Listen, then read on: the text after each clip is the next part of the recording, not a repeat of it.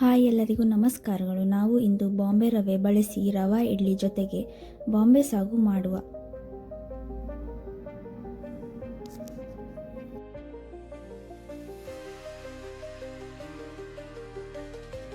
ಮೊದಲಿಗೆ ಒಗ್ಗರಣೆ ರೆಡಿ ಮಾಡುವ. ಬಾಣಲೆಗೆ 3 ಚಮಚ ಎಣ್ಣೆ, ಸಾಸಿವೆ, ಕಡಲೆಬೇಳೆ 1 ಚಮಚ, ಉದ್ದಿನಬೇಳೆ 1 ಚಮಚ, ಗೋಡಂಬಿ 10 ರಿಂದ 12 ಪೀಸ್, ಜೀರಿಗೆ ಅರ್ಧ ಚಮಚ, ಕರಿಬೇವು, ಕಟ್ ಮಾಡಿದ ಶುಂಠಿ ಚೂರುಗಳನ್ನು ಹಾಕಿ ಒಗ್ಗರಣೆ ಮಾಡಿ ತಣ್ಣಗಾಗಲು ಬಿಡಿ.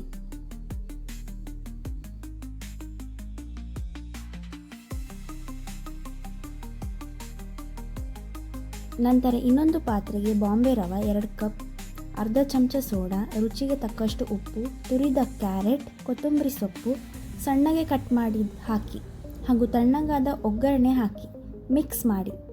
ನಂತರ 3 ಕಪ್ ಗಟ್ಟಿ ಮೊಸರು ಹಾಕಿ ಚೆನ್ನಾಗಿ ಮಿಕ್ಸ್ ಮಾಡಿ.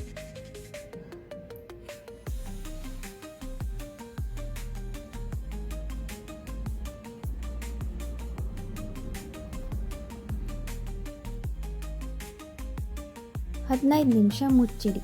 ನಂತರ ಇಡ್ಲಿ ಪಾತ್ರೆಗೆ ಎಣ್ಣೆ ಹಚ್ಚಿ ಒಂದೊಂದು ಗೋಡಂಬಿ, ಕ್ಯಾರೆಟ್ ತುರಿ, ಕೊತ್ತಂಬರಿ ಸೊಪ್ಪು ಹಾಕಿ ಅದರ ಮೇಲೆ ಇಡ್ಲಿ ಮಿಶ್ರಣ ಹಾಕಿ.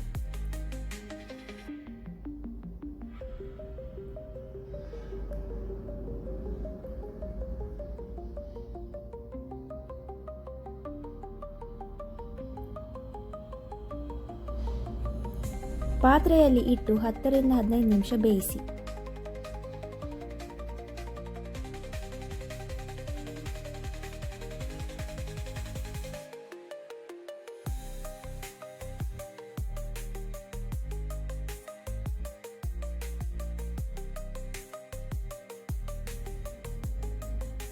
ಇವಾಗ ಬಿಸಿ ಬಿಸಿಯಾದ ರವಾ ಇಡ್ಲಿ ಬಾಂಬೆ ಸಾಗುವೊಂದಿಗೆ ರೆಡಿ.